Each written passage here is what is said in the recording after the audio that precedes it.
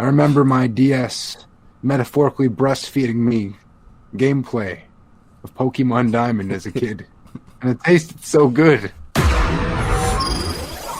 Totally nonsense on Nonsense News Nation. Totally.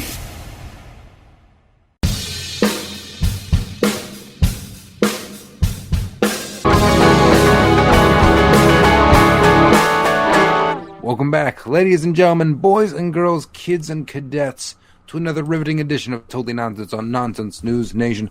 I'm your host / boy, Brandon Scott Els, Hebrew name Shmuel Melech. I am Brandon. What's my name again? I completely forgot. Eminem. That's right. I forgot. Eminem. I am Scott Honickman, and welcome back to Nonsense News Nation.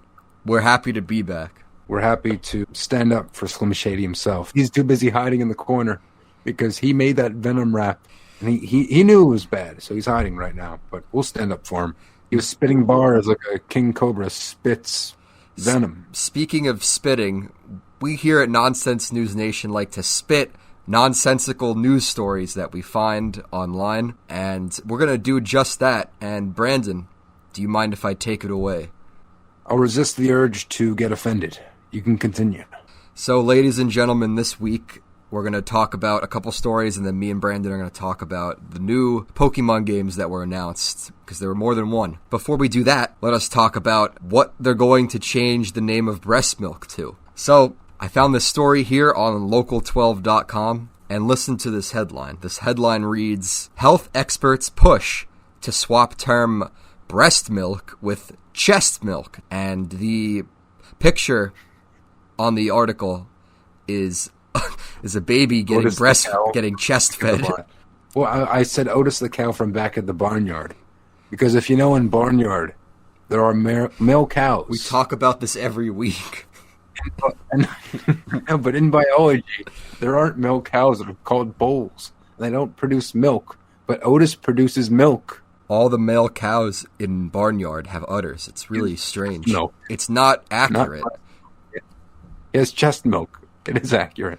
So let me go ahead here and read some of this article to help you understand why some people want words breast milk to be changed to chest milk. So some health experts are asking to substitute the term chest milk or human milk for breast milk in order to be more inclusive to transgender and non-binary people. So they're trying to opt for chest milk or human milk instead of breast milk, because not everybody who is breastfeeding a child is a woman, according to this article. So, UK health officials have released a statement instructing nurses at 2 hospitals to stop saying breastfeeding and breast milk. And they actually put out a tweet saying, we're launching the UK's first clinical and language guidelines supporting trans and non-binary birthing people. In that tweet, there are a couple of different photos with text on them, and some of it includes talking about the importance of being inclusive, this and that, talking about changing breast milk, the term breast milk, to chest milk or human milk. As objective news people, Brandon and I just like to find the absurdity in stories and talk about them. So Brandon, if you want to commentate on this, if you have anything to add. In fact, I have nothing against transgender people giving milk to their babies. I think it's actually essential. I don't care who you are, give milk to your babies. My issue is I don't think there's anything wrong with breast milk or the terminology, because we all in fact have breasts. I had to even look up the definition of breasts just to prove my point. This is from webmd.com. The breast is the tissue overlying the chest or pectoral muscles. Specifically, women's breasts are made of specialized tissue that produces milk, as well as fatty tissue.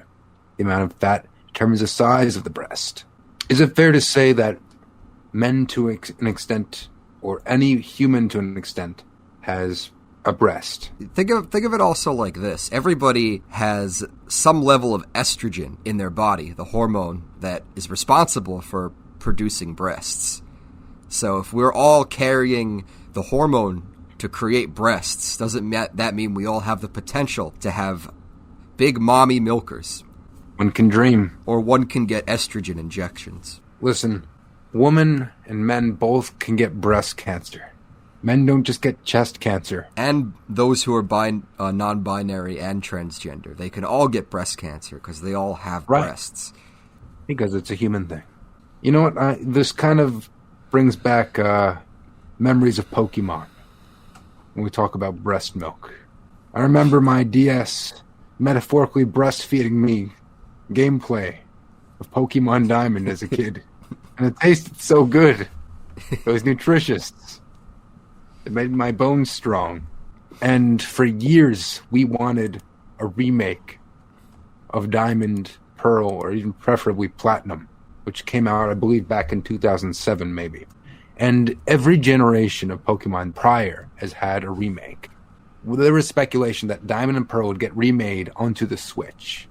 This wasn't going to be like even the 3DS. This was going to be big. We're thinking maybe some wild areas, maybe some big gigantic Pokemon and big 3D graphics and cutscenes and everything. And we finally got a trailer for it. In this, I believe there was another developer that took the reins of this, which is like a first for Pokemon, for the main series. And honestly, it kind of looks like a very intact Diamond and Pearl, which is not necessarily a bad thing. The models aren't necessarily sprites, they're like 3D now, which should be expected. But here's the thing. It's an over-glorified DS game on a home console that will be $60. We only know based on this one trailer. I'm just basing it off of looks right now. I could be very well wrong, but it could be worth $80. Let's how good the content is, I don't know. In these new games, which are new games, it's literally taking those sprites and just making them 3D. There's still these chibi little sprites.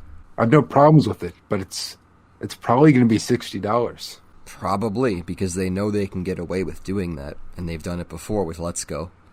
At this point in my life, I've had my Pokemon phase, and I don't really care for the games anymore. I mean, sorry for wasting your time, Scott. You weren't wasting my time. I wanted to talk about the other Pokemon game that looked far more interesting than the remakes. Exactly. Which is Pokémon Legends Arceus. This is an open world game that is akin to Breath of the Wild in its vast landscapes. Yeah, this looks like what a lot of people imagined Sword and Shield would be like. Not just wild areas, but the entire game was like a wild area. You look at Zelda, it was revolutionized with Breath of the Wild. With Mario, it was changed by Odyssey. These titles that came out on the Switch changed the game for each series.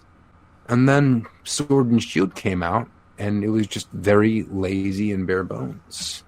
But finally, we got what we wanted from those games. And while it's technically a spin-off, it's doing what people wanted.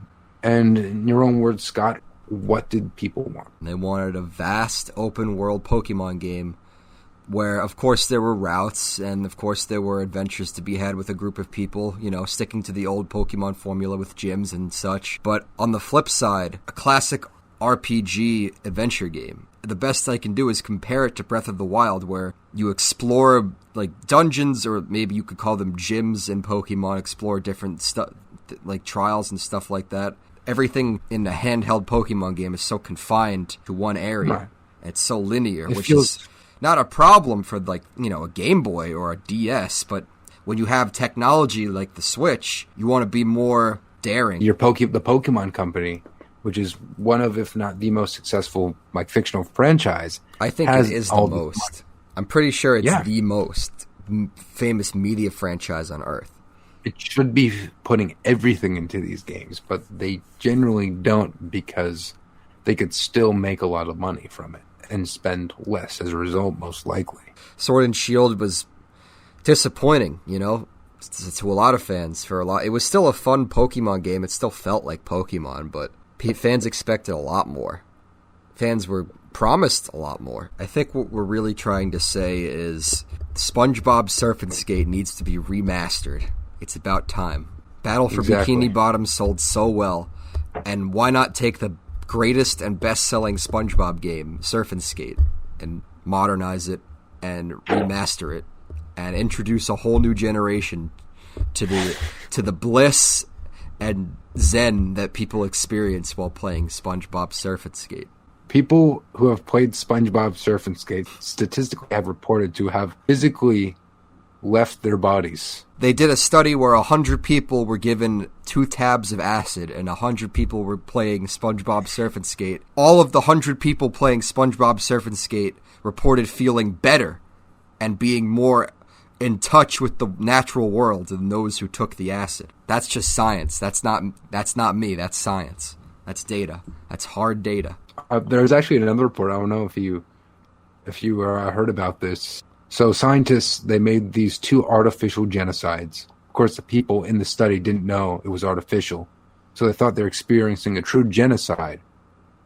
There was a control group and experimental group, and the control group didn't have Surf and Skate, but the experimental group had it. And it's reported that although one group experienced genocide, because they had SpongeBob Surf and Skate, it was less traumatic.